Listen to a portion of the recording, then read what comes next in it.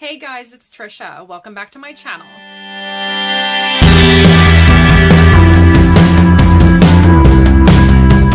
Today I am bringing you my 2018 reading goals challenges. So if you watched my last video, you'll know that I did my reading goals for the year a little bit differently.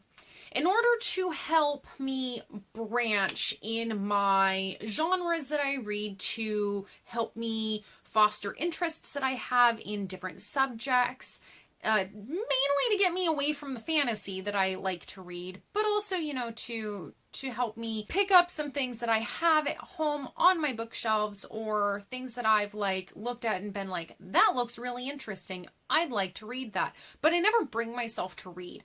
I decided to give myself a nudge in the right direction and try to read outside of my normal genres, but by doing it via challenges that I give myself. So like last year, in 2017 at the beginning, this time around for 2018, I'm going to give myself 36 different categories to read a book for each one, and hopefully will be able to read beyond my genres of preference, to read beyond the fantasy, light sci-fi in the adult and YA realms. It worked really well last year really well in 2017, so I'm excited to try it out again.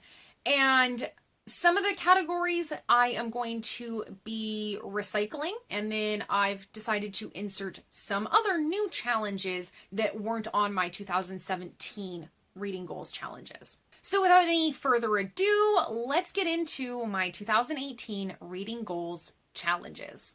Number 1, read a book published at least 100 years ago. That's 1918 or earlier. Number 2, read a book published in 2018. Number 3, read an advanced reader copy before it is released. 4, read a book without learning anything about it first. And the only thing that I am allowed to learn about a book for this category is the title, the author, and then whatever information I get by just glancing at the cover. I am actually not allowed to read a synopsis for this book.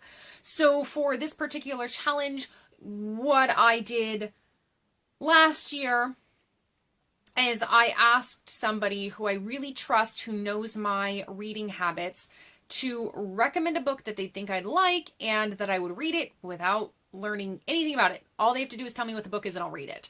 So that is what I plan to do again this year. 5, listen to an audiobook. 6, read a debut novel. 7, read 2 books from the same series. 8, read a nonfiction history book. 9, read a women's studies book. 10, this one is a new one for me. Read a book by an author from a country other than the United States. 11, read a book with a science theme. 12, read a children's classic. 13, read a collection of short stories. 14, read a book of poetry. 15, read a book with an animal on the cover. 16, read a graphic novel. 17, I'm recycling this one because I didn't complete it in 2017. Read a biography, not a memoir. 18, read a book with travel as a major component. 19, read a book with religion as a major component. 20, read a book decided upon by a Twitter poll.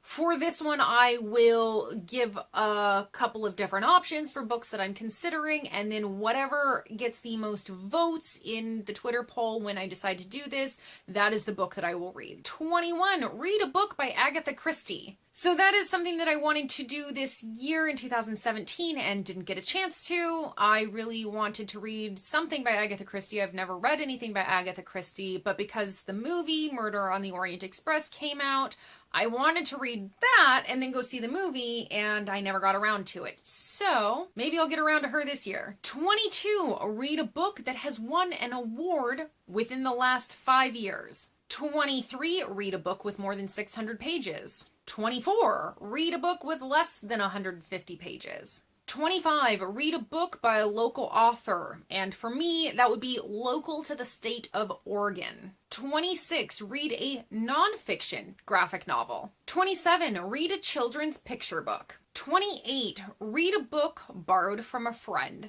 29, read a book as part of a book club. 30, read a book with time travel. 31, I'm recycling this one because I didn't complete it in 2017.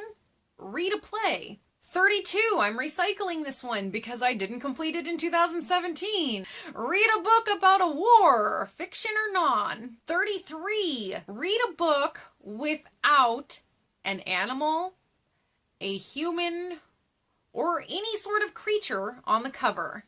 So no living being can be on the cover of the book. 34, read a book that has music as a major component. 35, read an OBOB book. For those of you who are not from the state of Oregon, OBOB stands for Oregon Battle of the Books. It is a competition for reading done in grade school. It's focused primarily in elementary school and some middle school, and each division has books that are selected by a panel of teachers and parent volunteers, I think, and librarians. And so that is what we get a lot of kids coming in to pick up. We have a lot of kids coming into our bookstore to buy OBOB books.